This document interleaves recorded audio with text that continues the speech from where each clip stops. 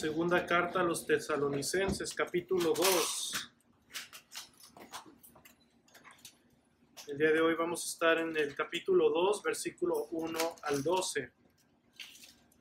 Y vamos a dar lectura a la palabra del Señor y después oramos todos juntos. Segunda de Tesalonicenses, capítulo 2, versículo 1. Esta es la palabra del Señor.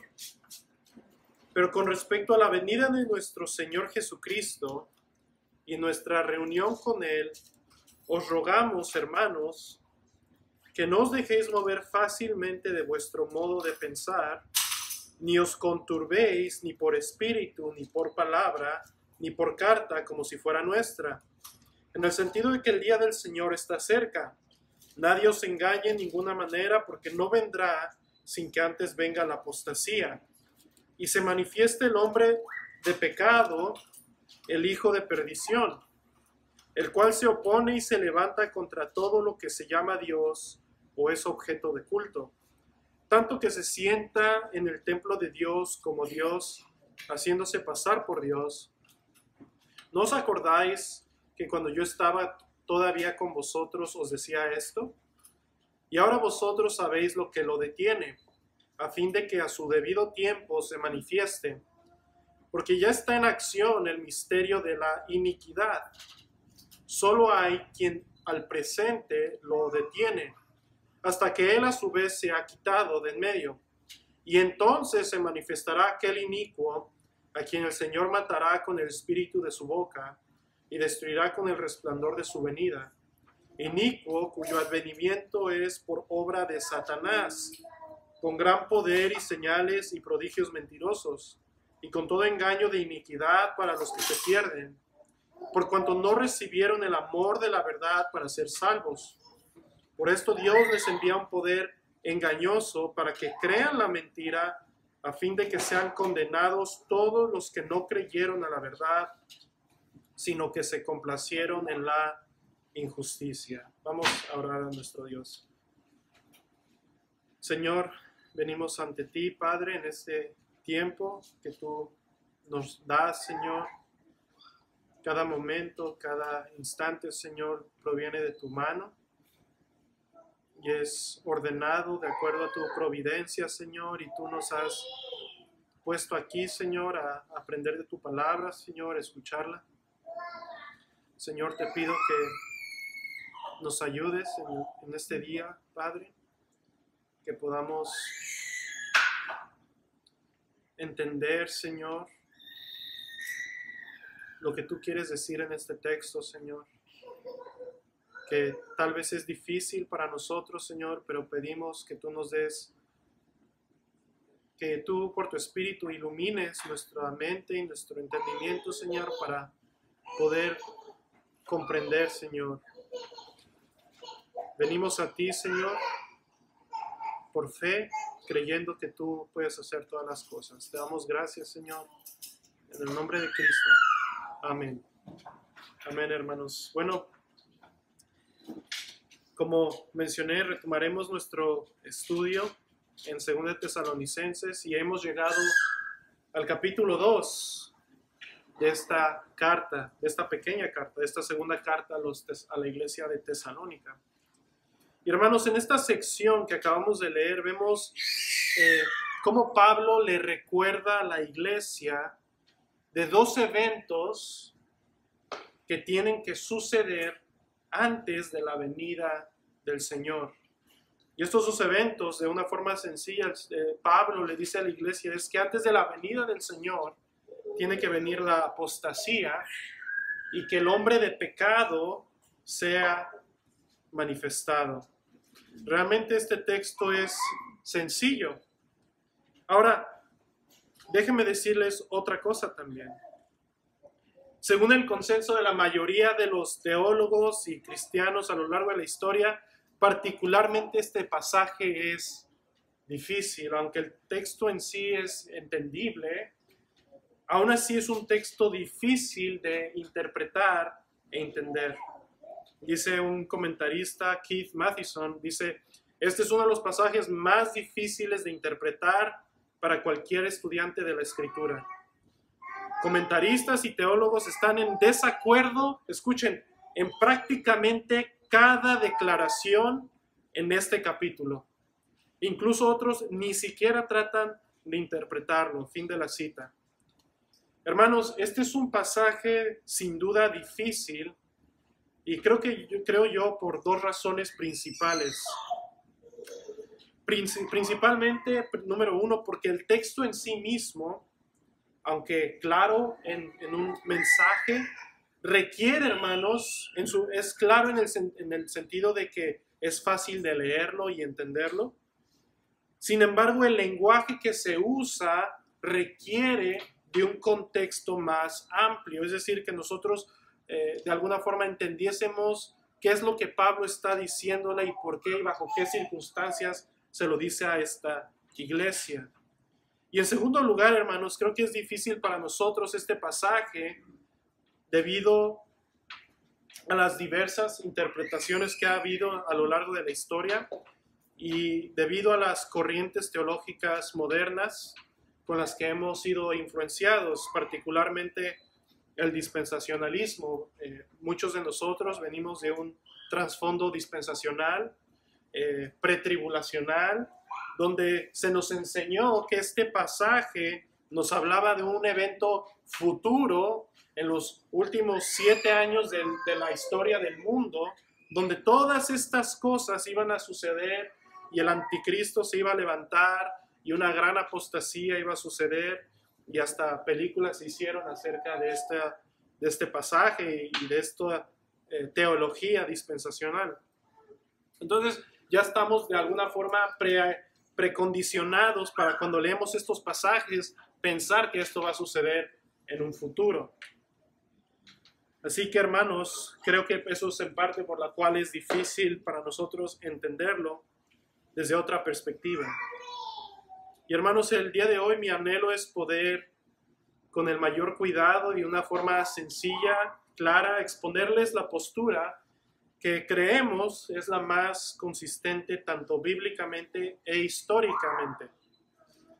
Es decir, hermanos, la postura que vamos a entender el día de hoy, o estudiar el día de hoy, enseña o interpreta este pasaje que Pablo está describiendo algo, eventos que ya sucedieron en nuestro pasado, a un futuro para los tesalonicenses. Pablo les está diciendo de un futuro, pero para nosotros esto ya sucedió en el pasado, en el primer siglo particularmente. Y esto, hermanos, nos debería dar, mientras meditamos en esto, gran confianza en la palabra de Dios y gran esperanza para el futuro de igual forma. Y ver cómo la palabra misma se explica y se interpreta sola y nos da gran claridad. Y hermanos, de otra forma, en aplicación de igual, me gustaría que este sea un pasaje que sea una advertencia en aplicación para todos aquellos que rehúsan arrepentirse y creer el Evangelio. Hermanos, el título de este estudio es La venida del Señor, la apostasía y el hombre de pecado. ¿Es pasado o futuro? Y quiero, hermanos, guiarme en 3 puntos principales. Punto número 1, vamos a ver las diferentes posturas de interpretación de este pasaje. Y después vamos a entrar ya en detalle al pasaje mismo, a interpretar en segundo punto la venida del Señor. Y punto número 3, la apostasía y el hombre de pecado. Y me gustaría, hermanos, también de antemano, de una vez, darles los recursos en los cuales yo me apoyé para esta postura. Y si uno quiere estudiar más a profundidad este tema y esta postura que realmente es fascinante y hay todo un mundo, les recomiendo algunos, el autor Keith Mathison, David Chilton o Kenneth Gentry. Estos son 3 hermanos realmente buenos. De hecho, Kenneth Gentry, el último, fue el que influenció a R.C. Sproul para abrazar esta postura, la cual R.C. Sproul, si han visto la serie de los últimos días de escatología de Jesús en internet, este hermano fue de gran influencia para el Dr. Sproul, Kenneth Gentry. Bueno, hermanos, vamos a entrar sin más demora al primer punto. Vamos a ver las diferentes posturas de interpretación. Y esto lo vamos a ver brevemente. Esto también aplica para interpretar escatología a lo largo de la Biblia. Y realmente, aunque hay 4 posturas de interpretación o 4 escuelas, el día de hoy solamente voy a mencionar 3 que tienen más relación a nuestro pasaje. La primera postura de interpretación es la postura futurista. La segunda es la postura idealista. Y la tercera es la preterista ortodoxa. Ahora, en primer lugar, la postura futurista es la más conocida el día de hoy. Esta es la postura que enseña, junto con otros pasajes como Mateo 24, que vamos a ver más adelante, y el libro de Apocalipsis, son profecías que tienen que ver con nuestro futuro, algo que va a suceder en el futuro. Es decir, los eventos, los personajes son profecías que no se han cumplido y se van a cumplir en el fin de los tiempos, justamente antes de la segunda venida del Señor. De aquí también está la postura dispensacional de hermenéutica. En segundo lugar, hermanos, la postura idealista. Esta es una postura de interpretación. Y esta postura, hermanos, enseña que aunque este pasaje puede estar hablando de algún evento o personaje en la historia o en el pasado, lo que esta postura pretende es decir que lo que se describe no necesariamente habla de una persona, un evento, sino que está narrando la historia de la humanidad. Es decir, todo lo que podemos ver en las Escrituras realmente no, el punto no es decirnos quién es o qué evento, sino que simplemente es darnos una idea de los patrones que se repiten en lo largo de la historia. Esta lucha cósmica entre el bien y el mal. Entonces, realmente no importa quién es el anticristo, por así decirlo, sino que el punto es de decirnos, bueno, siempre va a haber anticristos. Y así interpretan todos este tipo de pasajes, como que se va repitiendo en la historia. Siempre va a haber una bestia en la historia, ¿no? No es que sea una persona en particular, sino que siempre va a haber estas bestias o anticristos o falsos profetas. Así es una postura idealista, de alguna forma espiritualiza la historia y las profecías de la Biblia. Finalmente, hermanos, la postura que vamos a ver el día de hoy, la postura preterista y la postura preterista ortodoxa, es decir, bíblica, histórica. Esta postura, hermanos, enseña que este pasaje, juntamente con otros pasajes de la Biblia, ya tuvieron su cumplimiento en nuestro pasado. Ahora, Pablo una vez más está escribiendo proféticamente a la iglesia de Tesalónica. Les dice, esto va a suceder, pero ya sucedió, y particularmente en el año 70 después de Cristo. Así que, hermanos, una vez más vamos a considerar esta postura preterista ortodoxa que creemos que es más consistente tanto bíblica e históricamente con este pasaje. Y una vez más, los personajes descritos en este pasaje y los eventos ya tuvieron su cumplimiento en el primer siglo. Ahora sí, hermanos, vamos a ver el punto número 2 y vamos a empezar a ver los versículos uno por uno. El punto número 2, la venida del Señor. Vamos a empezar a interpretar la venida del Señor. Vean conmigo el versículo 1 una vez más. El versículo 1 dice, pero con respecto a la venida de nuestro Señor Jesucristo y nuestra reunión con Él, os rogamos, hermanos, que no os dejéis mover fácilmente de vuestro modo de pensar, ni os conturbéis ni por espíritu, ni por palabra, ni por carta, como si fuera nuestra, en el sentido de que el día del Señor está cerca. Hermanos, nuestra primera reacción al leer estos primeros versículos podría ser una vez más, hermano, aquí claramente está hablando de la venida del Señor, de la segunda venida y de nuestra reunión con Él. ¿Acaso esto no es un evento futuro? ¿Acaso no esta es la segunda venida? Y muchos hermanos relacionan esto porque relacionan este pasaje con Primera de Tesalonicenses, capítulo 4, donde Pablo les escribió a la iglesia acerca de los que duermen. Y en el capítulo 5 lo relaciona con la venida del Señor. Vean conmigo brevemente Primera de Tesalonicenses 4, regresen a la primera carta y vean cómo dice Primera de Tesalonicenses 4 en el versículo 13. Pablo aquí introduce el tema de ¿qué? Versículo 13. Tampoco queremos, hermanos, que ignoréis acerca de los que duermen, para que no os entristezcáis como los que no tienen esperanza, porque si creemos que Jesús murió y resucitó, así también traerá Dios con Jesús a los que durmieron en él. Y prosigue, hermanos, Pablo a explicar y enseñar acerca de la resurrección de los muertos. Ahora, vean conmigo en el capítulo 5, unos versículos más adelante, Pablo introduce otro tema.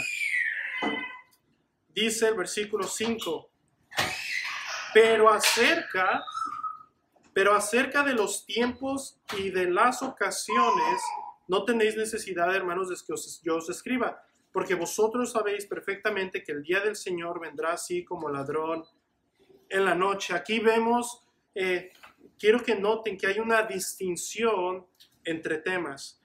En los primeros versículos, en el capítulo 4, Pablo habla de la resurrección de los muertos. Efectivamente, eso va a tomar lugar en la segunda venida, cuando Cristo regrese y resucite nuestros cuerpos para ser cuerpos glorificados. Pero Pablo aquí introduce en el capítulo 5 otro tema acerca de la venida del Señor. Ahora uno podría decir, bueno, ¿cómo sabes que es otro tema?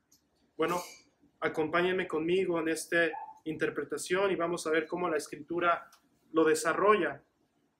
Son dos cosas diferentes en el capítulo 4 que Pablo está abordando. Primero, una es la resurrección de los muertos y segundo es la venida del Señor. Ahora, regresando a nuestro pasaje, hermanos, en 2 de Tesalonicenses 2, noten cómo Pablo de nuevo usa el mismo lenguaje, pero con respecto a la venida de nuestro Señor Jesucristo. Parece ser, hermanos, que la iglesia de Tesalónica aún no les quedaba claro este tema de la venida del Señor.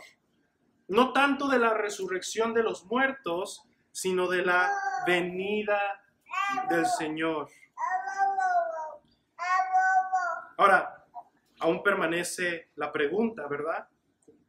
¿Cuándo es esta venida? ¿Qué venida es? Si no es la misma de la resurrección de los muertos, ¿de qué venida es? Bueno, hermanos, como estudiantes, una vez más, de la Escritura, debemos interpretar la Escritura con la Escritura. Y lo que notamos, hermanos, es que Pablo, escuchen, está usando lenguaje, tanto en 1 Tesalonicenses 5 y en 2 Tesalonicenses 2, está usando lenguaje muy similar que el Señor Jesús usó en Mateo 24. Cuando Él usa lenguaje ¿de qué? De su venida, ¿verdad? Escuchen, para referirse no a su regreso en el fin del tiempo, sino más bien a su venida en juicio sobre la nación de Israel de esa generación. ¿Recuerdan? Vayan a Mateo 24, ténganlo preparado ahí porque vamos a ver algunos pasajes de Mateo 24. El Señor, después de haber pronunciado juicio sobre los líderes de Israel y haber dicho que su casa, en el capítulo 23, les sería desierta, escuchen, ¿cómo sabrían que su casa quedaría desierta? Bueno, vean el capítulo 24, Mateo 24. Cuando Jesús salió del templo y se acercaron sus discípulos para mostrarles los edificios del templo. Respondiendo les dijo, de cierto os digo, Respondiendo él les dijo, ¿veis todo esto? De cierto os digo que no quedará aquí piedra sobre piedra que no sea derribada. Y continúa a dar una explicación. Ahora brinquen hasta el versículo 29 y vamos a ver los demás versículos más adelante, pero quiero que vean de qué venida está hablando y cómo se relaciona con el juicio de Israel. Versículo 29. E inmediatamente después de la tribulación de aquellos días, el sol se oscurecerá y la luna no dará su resplandor y las estrellas caerán del cielo y las potencias de los cielos serán conmovidas. Versículo 30. Entonces aparecerá la señal del Hijo del Hombre en el cielo y entonces se lamentarán todas las tribus de la tierra. Aquí las tribus se refiere a las tribus de Israel. Y verán al Hijo del Hombre que viniendo sobre las nubes del cielo con poder y gran gloria. Y enviará a sus ángeles con gran voz de trompeta y juntarán a sus escogidos de los cuatro vientos desde un extremo del cielo hasta el otro. Versículo 34. De cierto os digo que no pasará esta generación hasta que todo esto acontezca. El cielo y la tierra pasarán, pero mis palabras no pasarán. Hermanos, lo que quiero presentarles, déjenme leerles un pasaje más. Mateo 26. Brinquen unos capítulos. Mateo 26. Noten el lenguaje del Señor. Mateo 26, versículo 63. El Señor está siendo enjuiciado. Mateo 26, versículo 63. Mas Jesús callaba. Entonces el sumo sacerdote le dijo, te conjuro por el Dios viviente que nos digas si eres tú el Cristo, el Hijo de Dios. Jesús le dijo, tú lo has dicho. Y además os digo que desde ahora veréis al Hijo del Hombre sentado a la diestra del poder de Dios y viniendo en las nubes del cielo. Ahora sí, hermanos, lo que quiero que veamos en estos versículos que hemos leído hasta ahora es primero que la nación de Israel vería en el cielo la señal del Hijo del Hombre. ¿Cómo sabrían que el Hijo del Hombre estaría sentado, como el Señor le dijo a los judíos religiosos? ¿Cómo les dijo? ¿Cómo sabrían? Lo verían sentado a la diestra del poder de Dios. ¿Cómo? Bueno, trayendo juicio sobre ellos. No era que literalmente lo iban a ver, las nubes se iban a abrir y iban a ver al Señor sentado a la diestra del Padre.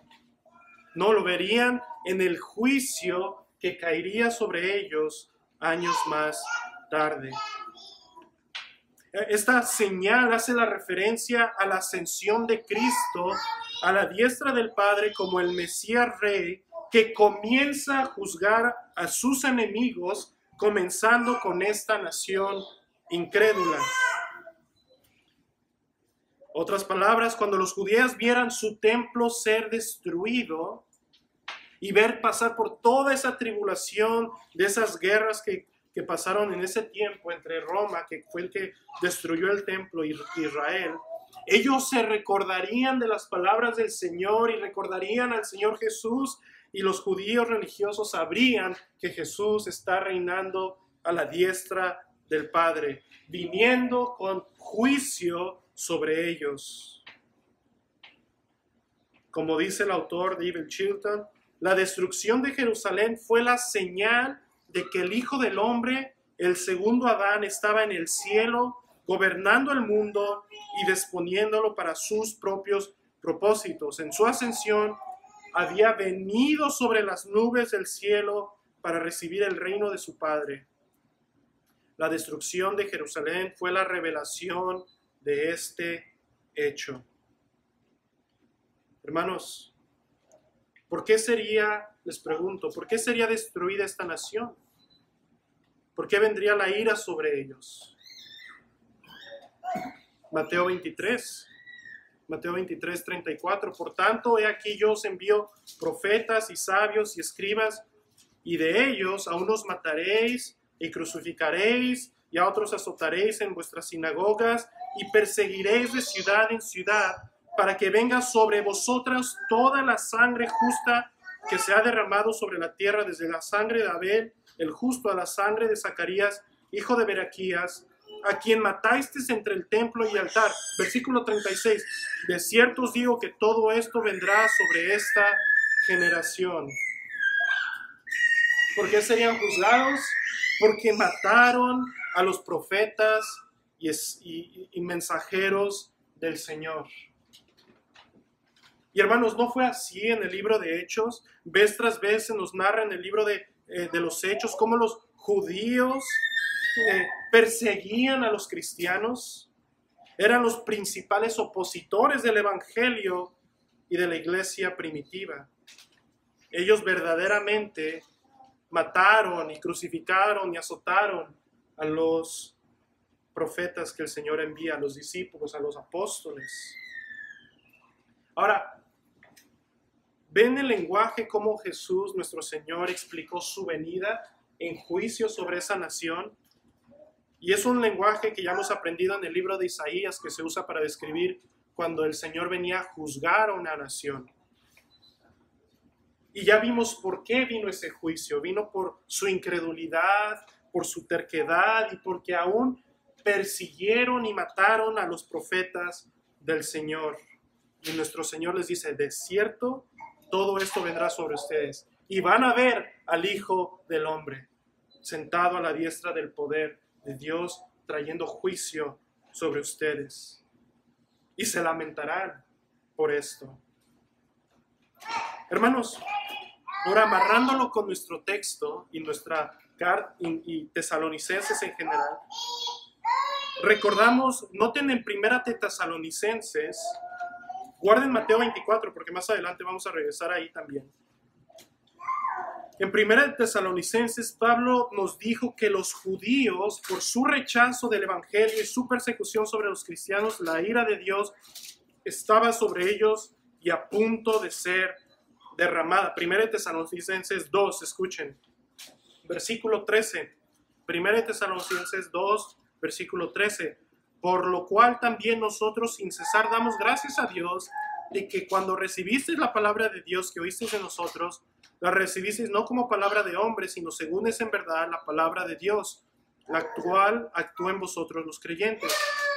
Porque vosotros, hermanos, vinisteis a ser imitadores de las iglesias de Dios en Cristo Jesús que están en Judea, pues habéis padecido de vuestra propia nación las mismas cosas que ellos padecieron de los judíos, los cuales mataron al Señor Jesús y a sus propios profetas, y a nosotros nos expulsaron, y no agradan a Dios, y se oponen a todos los hombres, impidiéndonos hablar a los gentiles para que estos se salven. Escuchen, así colman ellos siempre la medida de sus pecados, pues vino sobre ellos la ira hasta el extremo. ¿Se dan cuenta del lenguaje que Pablo usa en 1 Tesalonicenses? Es esta misma idea de los judíos oponiéndose al evangelio. De hecho, la idea aquí es que son enemigos de la humanidad. Cuando dice Pablo que se oponen a todos los hombres, son enemigos de la humanidad.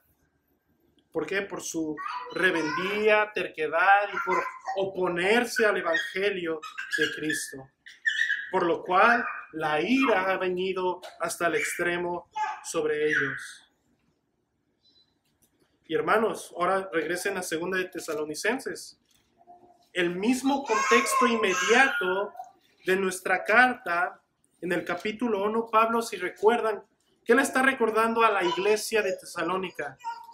Pablo les trae consuelo a esa generación de cristianos que estaba siendo perseguida por los judíos de su tiempo. ¿Y qué Pablo les recuerda? Que sus perseguidores serían juzgados por Dios. Sus perseguidores serían juzgados por Dios. 1 Tesalonicenses 1:6. Porque es justo delante de Dios pagar con tribulación a los que os atribulan.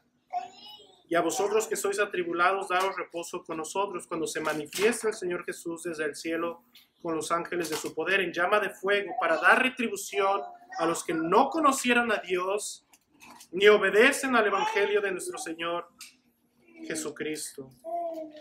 Hermanos, Y aunque vimos en ese estudio la aplicación al final de la historia, cuando Cristo regrese y a traer juicio sobre todos los incrédulos, en su contexto inmediato vemos, a luz de toda la Escritura, que Pablo puede referirse particularmente a estos judíos de su tiempo que por perseguir a la iglesia serían atribulados con el juicio de Dios sobre ellos, que vendría sobre quién, sobre esa generación de judíos y de la nación de Israel.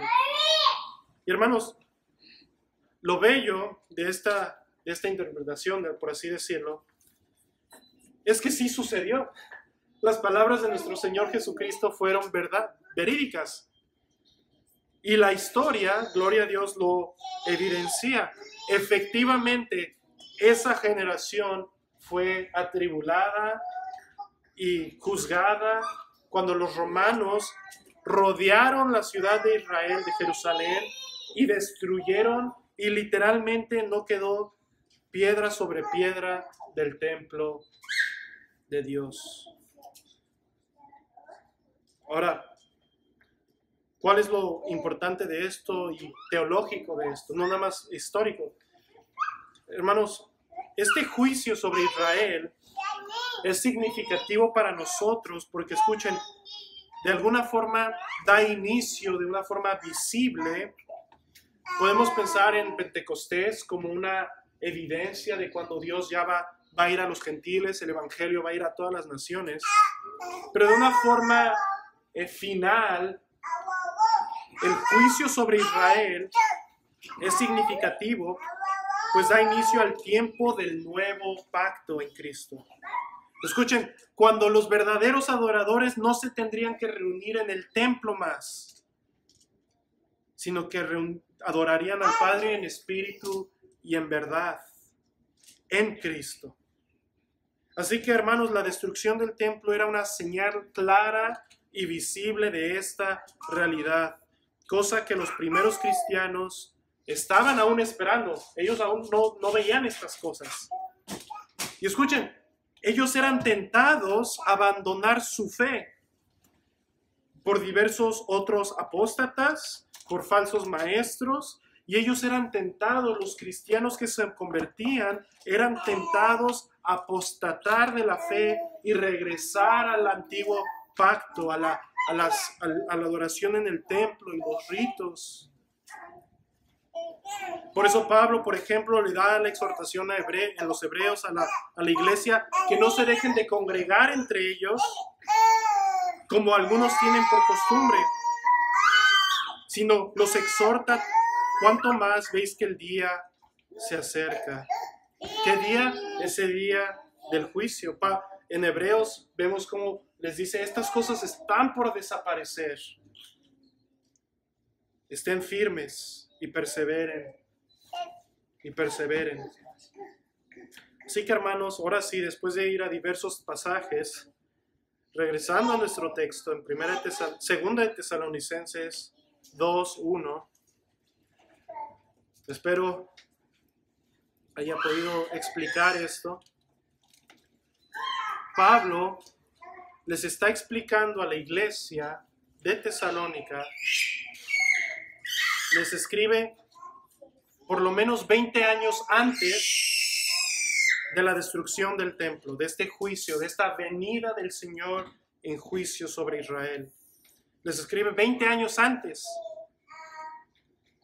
Y Pablo les anima a que estén firmes, a que no sean movidos fácilmente de su modo de pensar, como si esto ya fuese a pasar pronto.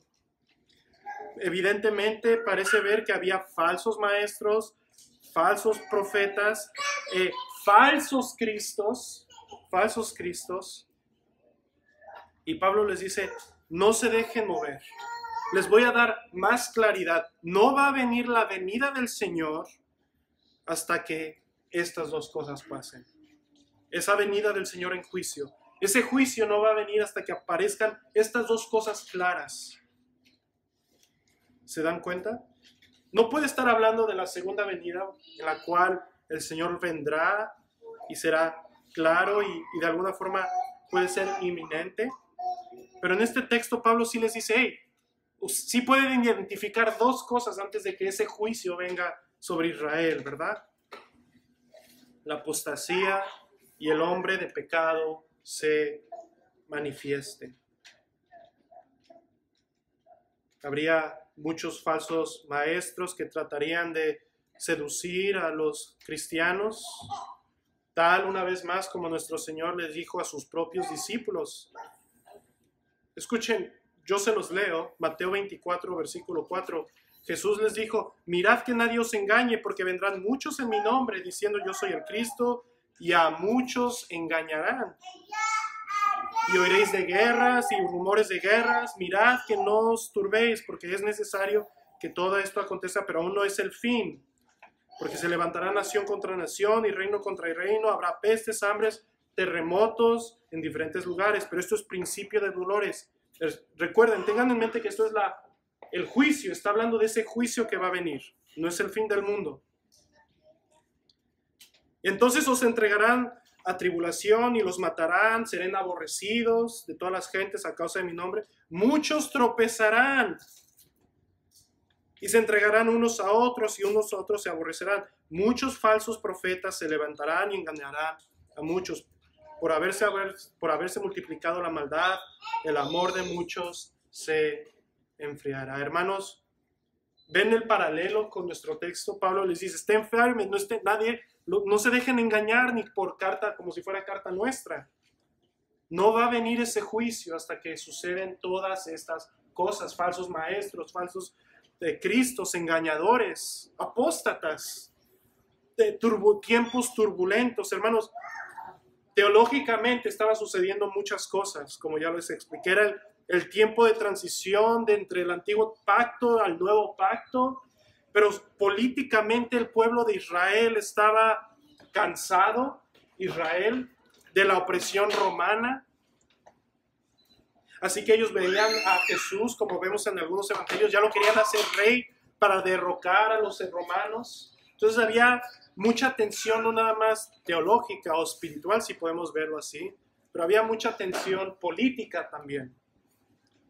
Eran tiempos verdaderamente como no se habrían vivido jamás, por todos los ángulos que meditemos y consideremos. Ahora, veamos el último punto, hermanos. Punto número 3.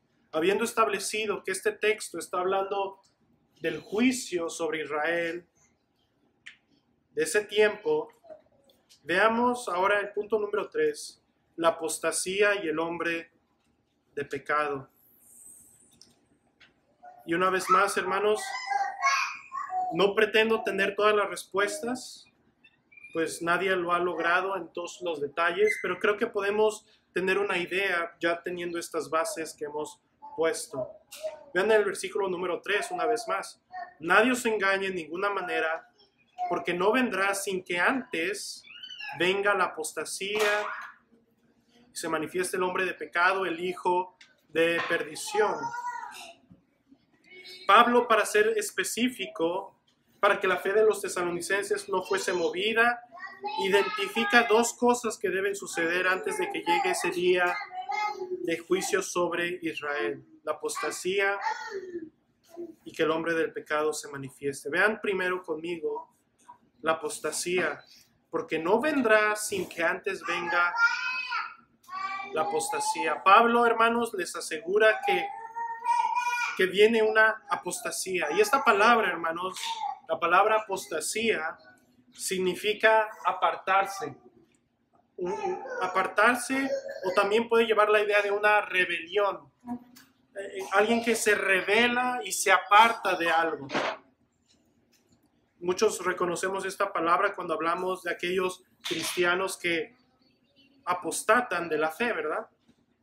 Se apartan del Señor, se rebelan contra el Señor y apostatan de la fe.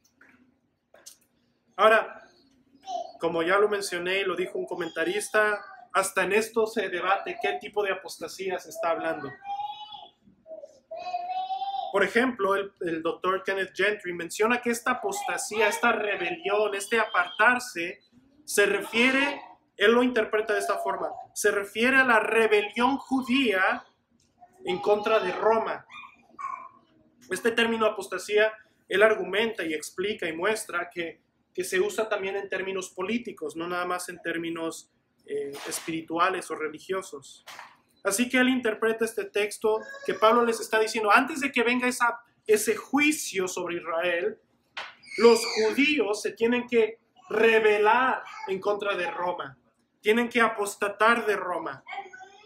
Y esta apostasía, esta rebelión judía abierta fue lo que dio inicio a estas guerras judías entre los romanos e Israel, que finalmente culmina con la destrucción del templo en Israel. Y Gentry, por ejemplo, cita a Josefo, el historiador, como Josefo mismo dijo que los judíos apostataron de Roma y se rebelaron en contra de Roma.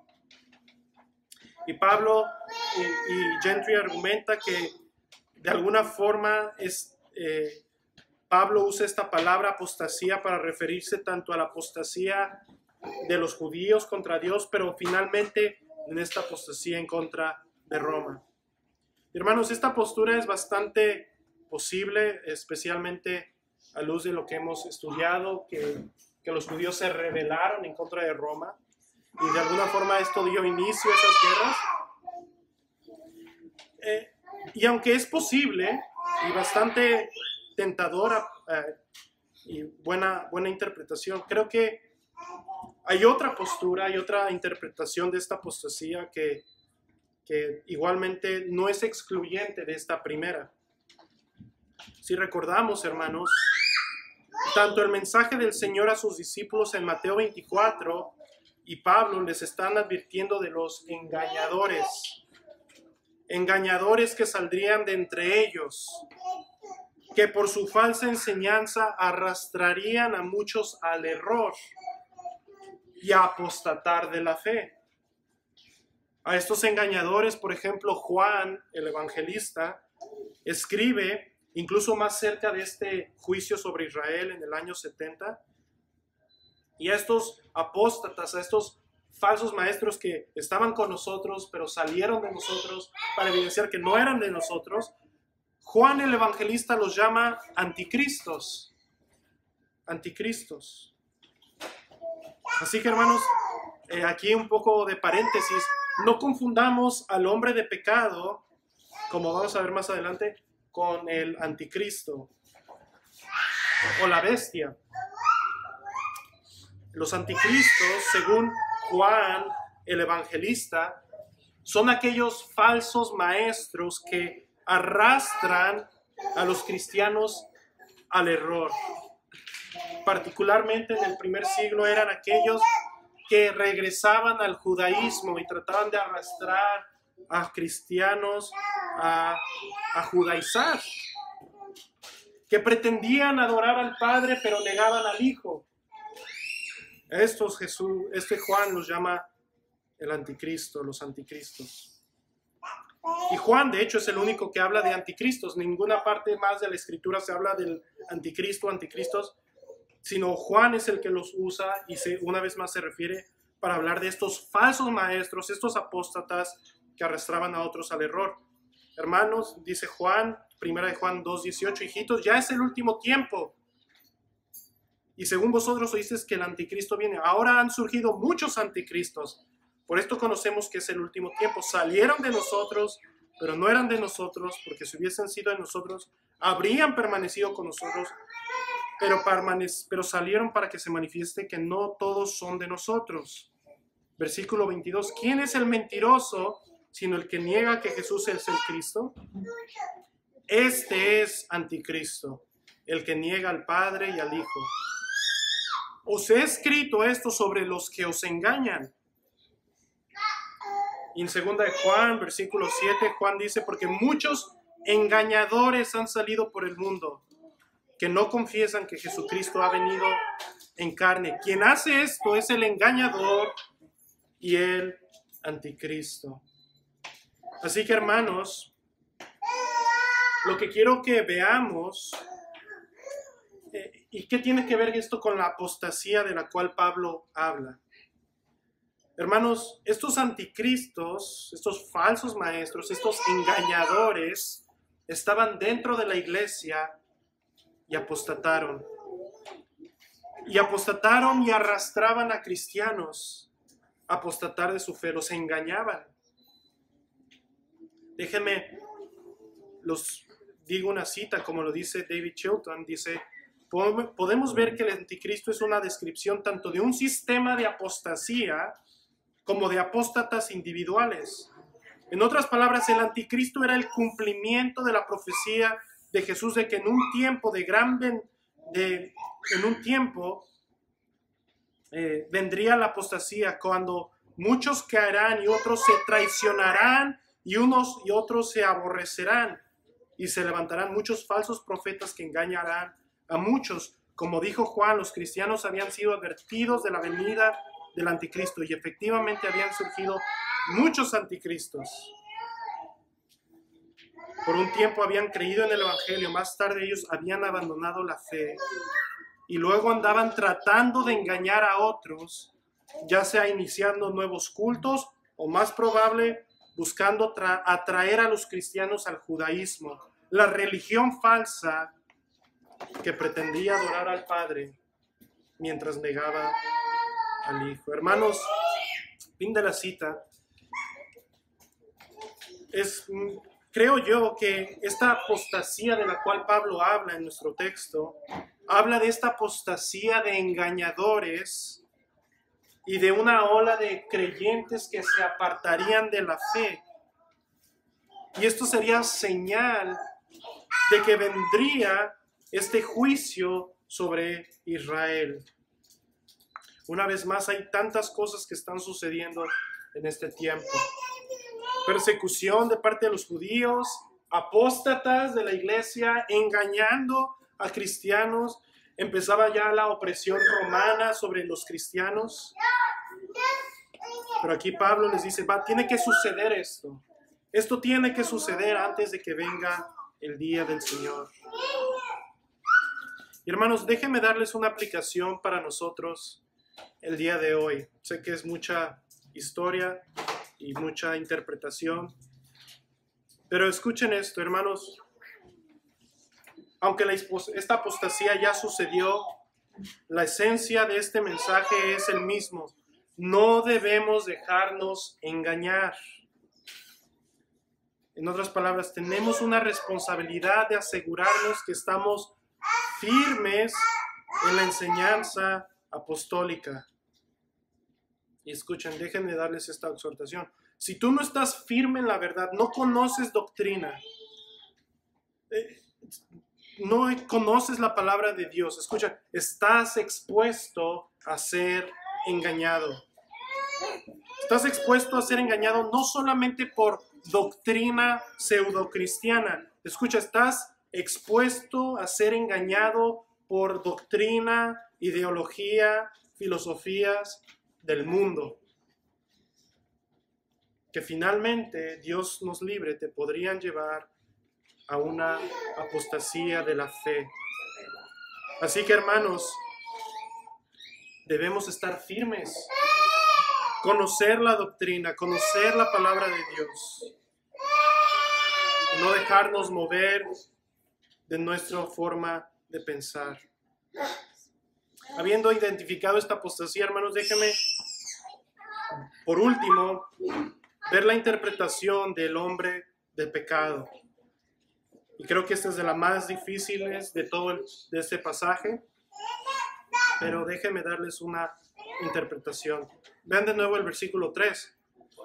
Nadie os engañe en ninguna manera, porque no vendrá sin que antes venga la apostasía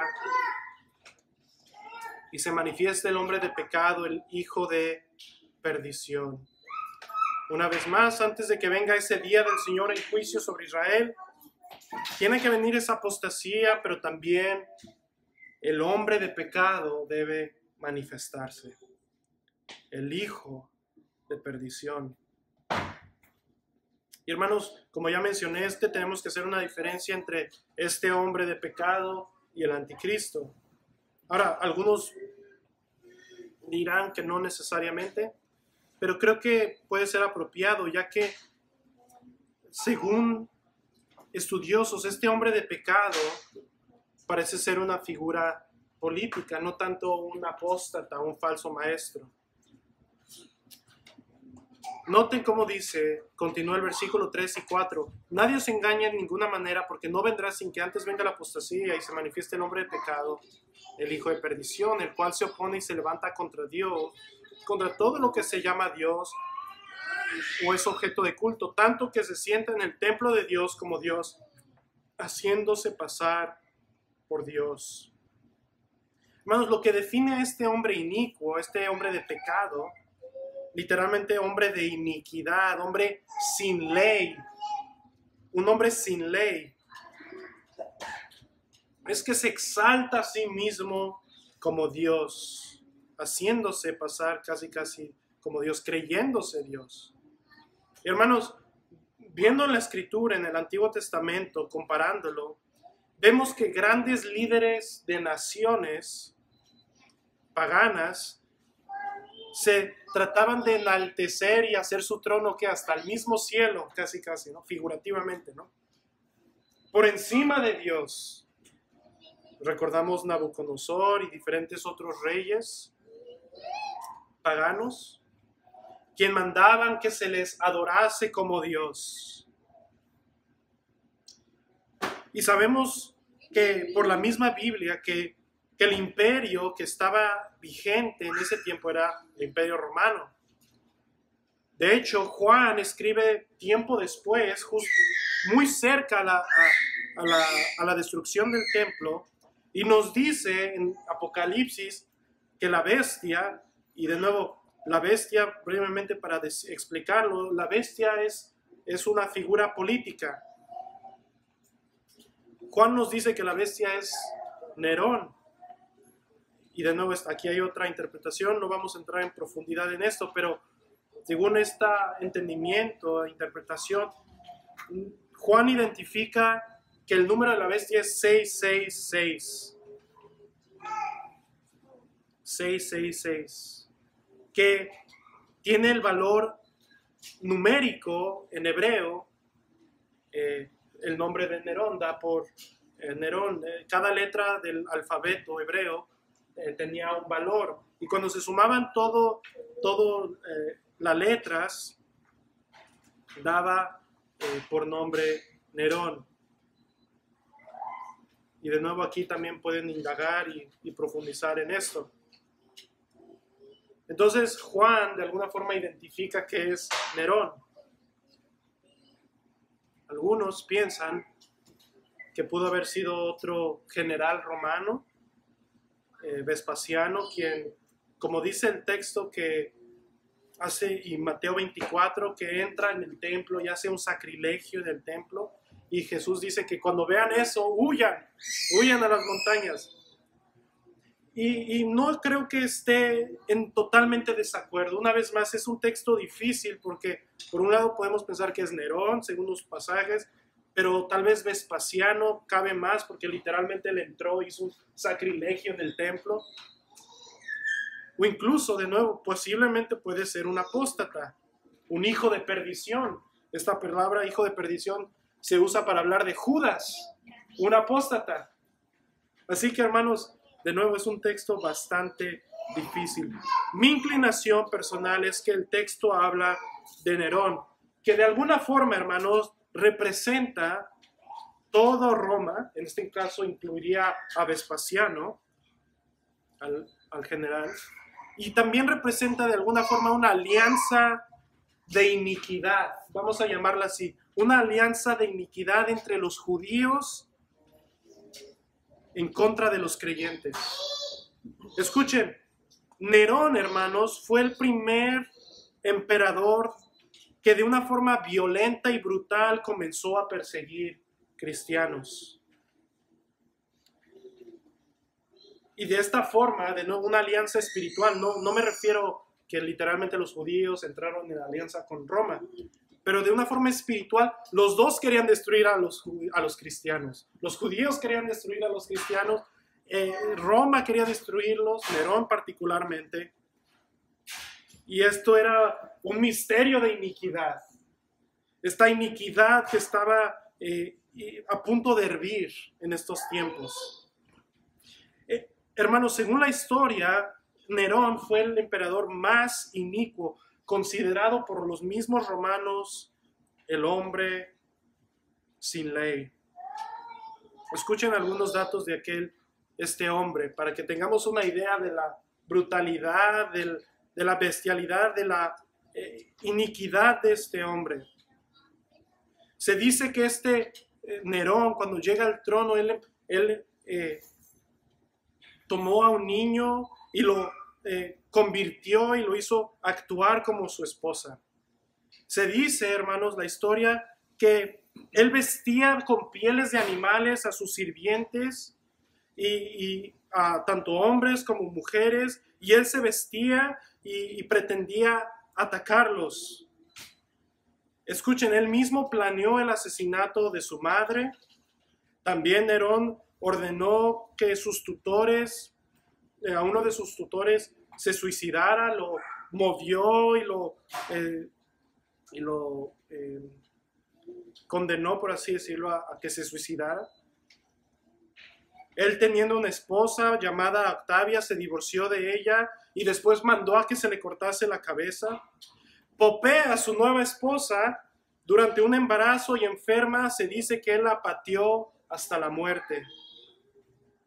Hermanos, el mismo pueblo romano no lo soportaba. Y a la edad de 31 años, él mismo se suicidó. Hermanos, este era un hombre sin ley, de hombre de pecado. Y nada más les di algunos ejemplos. Si leen toda la historia y varias otras cosas, verdaderamente es terrible. Y de hecho tuve que hasta limitarme por cuestión de que hay niños. Este hombre era inicuo.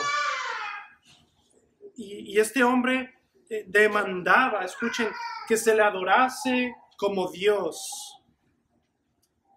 Se dice que, por ejemplo, en Éfeso, en la ciudad de Éfeso, se le adoraba como el Dios poderoso, el Salvador. Se le adoraba como el mismo Apolo encarnado. En Chipre se han encontrado referencias a Nerón como Dios y Salvador. En Grecia, escuchen, como gran amante de la música y del teatro, fue a pasar un tiempo a cantar y a tocar música. Y escuchen, empezaron también a adorar ahí como Zeus, el libertador. Y hermanos, simplemente considerando estas cosas, lo que Pablo de alguna forma quiere decir, y creo que es lo que quiere decir, es que antes de que venga este juicio, este hombre debe manifestarse. Escuchen, cuando Pablo escribe esto, todavía no llega Nerón al trono. Él no ha llegado al trono. De hecho, la madre de Nerón planea el asesinato y matan al emperador que estaba. Lo envenena. Nerón todavía no se manifestaba en este tiempo. Se manifiesta ya en el tiempo de Juan. De hecho, él es exiliado a Patmos, ¿verdad? Pero en este tiempo, 20 años antes, no se ha manifestado. Hermanos, para concluir, no leímos todos los pasajes, pero déjenme decirles lo siguiente. Vean conmigo cómo dice el versículo 5 en adelante. Noten, ¿no os acordáis que cuando yo estaba todavía con vosotros os decía esto? Aquí Pablo de nuevo les enfatiza que esto es un evento cercano y relevante para ellos. Y ahora dice, y ahora vosotros sabéis lo que lo detiene. Aquí, hermanos, es difícil de interpretar qué es lo que lo detiene, porque parece ser que es tanto una persona como algo, un poder, algo sin vida. Dice, a fin de que a su debido tiempo se manifieste, porque ya está en acción el misterio de la iniquidad. Aquí, como lo expliqué hace unos momentos, este misterio de iniquidad es esta alianza espiritual, no real ni física, sino espiritual, de odio al cristianismo. Ya estaba en acción este misterio de iniquidad. Solo que hay quien al presente lo detiene. Hasta que él, ven cómo Pablo aquí usa una terminología personal como si fuese una persona, hasta que él sea, a su vez, sea quitado de en medio. Aquí, por ejemplo, Ken Gentry interpreta que se habla de ese emperador antes de Nerón. Cuando él es quitado, entonces se viene la persecución por parte de Roma, ahora por Nerón, con toda fuerza. De hecho, hermanos, esto es algo interesante que vi en mi estudio. Cuando Pablo escribe la epístola a los romanos, cuando Pablo manda a la iglesia que se someta a la autoridad, Pablo lo hace en un contexto donde Claudio, el emperador antes de Nerón, él todavía era más tolerable a la fe cristiana. Tanto que Pablo puede apelar al César y vemos un poco de esa tolerancia en el libro de los Hechos. Así que Pablo de alguna forma les dice, hey, sométanse a toda autoridad. Lo que no sabíamos después es que Nerón vendría y empezaría a perseguirlos de una forma más fuerte. Bueno, cuando una interpretación es que esto que lo detiene, este misterio de iniquidad, este hombre de pecado que se manifiesta, es este emperador que todavía era más tolerante de la fe cristiana. Entonces, después que se manifieste aquel inicuo, el versículo 8, a quien el Señor matará con el espíritu de su boca y destruirá con el resplandor de su venida. Aquí vemos que el Señor finalmente lo mataría. Y es interesante una vez más porque literalmente cuando se suicida se pide que con una espada se le mate Nerón. Y todo esto ocurra en ese tiempo de gran turbulencia y en este tiempo donde providencialmente podríamos interpretar que el Señor efectivamente lo mató. Ahora describe el versículo 9, inicuo cuyo advenimiento es por obra de Satanás, con gran poder y señales y prodigios mentirosos, y con todo engaño de iniquidad para los que se pierden. Aquí estas señales de iniquidad atraían a estos judíos falsos, a estos cristianos que apostatarían, que compartían ese odio para perseguir a los cristianos. Pero vean cómo lo resume Gentry. Dice, el hombre de pecado es el falso Mesías que encarnará en sí mismo toda la oposición judía al evangelio. Será un inicuo que hará señales y engañará y su destrucción resultará en el establecimiento final de la iglesia. El que detiene es el emperador romano Claudio como representante del poder restrictivo del imperio romano, manteniendo a los judíos en sujeción e impidiéndoles atacar de forma ilegal y destructivos contra los cristianos. Hermanos, finalmente Nerón sería manifestado y junto con los otros judíos perseguirían a la iglesia de una forma violenta. Entonces vendría este juicio sobre Israel, sobre este mismo hombre de pecado, sobre los mismos romanos, y el mismo Señor mataría a Nerón. Hermanos, ¿qué aprendemos de todo esto? Pablo reafirma a la iglesia que Dios va a juzgar a sus perseguidores. Y Pablo les está dando detalles de qué tienen que esperar. No va a venir esta venida, sino que hasta esto suceda. Así que tienen que esperar y confiar en el Señor. Que no se moviesen de sus convicciones. Y así les da estas dos señales. Pero una vez más es en el contexto que les reafirma que sus perseguidores serían juzgados. Y así, hermanos, vendría gran esperanza y avance para la iglesia. Vean el versículo 10 y 11 y 12 conmigo para terminar. Y déjenme darles una breve explicación, una breve aplicación. y con todo engaño de iniquidad para los que se pierden. Engañarían a los apóstatas, a los mismos judíos, por cuanto no recibieron el amor de la verdad para ser salvos, judíos. Por esto Dios les envía un poder engañoso para que crean la mentira, a fin de que sean condenados todos los que no creyeron a la verdad, sino que se complacieron en la injusticia. Hermanos, dando una aplicación para nosotros,